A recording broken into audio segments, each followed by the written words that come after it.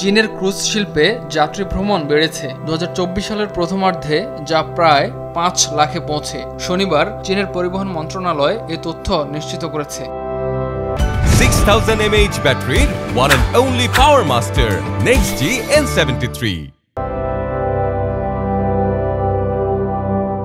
জানুয়ারি থেকে জুনের মধ্যে 23টি ক্রুজ জাহাজ মোট 206টি সমুদ্র যাত্রা পরিচালনা করে। বছরের প্রথম 3 মাসের তুলনায় দ্বিতীয় প্রান্তিকে যাত্রী সংখ্যা বাড়ে প্রায় 60%।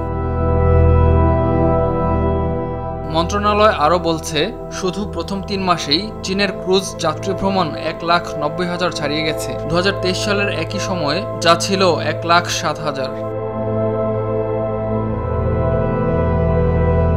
চীনের প্রথম নিজস্ব প্রযুক্তিতে নির্মিত বৃহৎ ক্রুজ জাহাজ অ্যাডোরা ম্যাজিক সিটি গেল 1 জানুয়ারি বাণিজ্যিক যাত্রা শুরু করে। জাহাজটি বিভিন্ন রুটে যাচ্ছে, এর মধ্যে জাপান ও দক্ষিণ কোরিয়ার বেশ কয়েকটি বন্দরও আছে।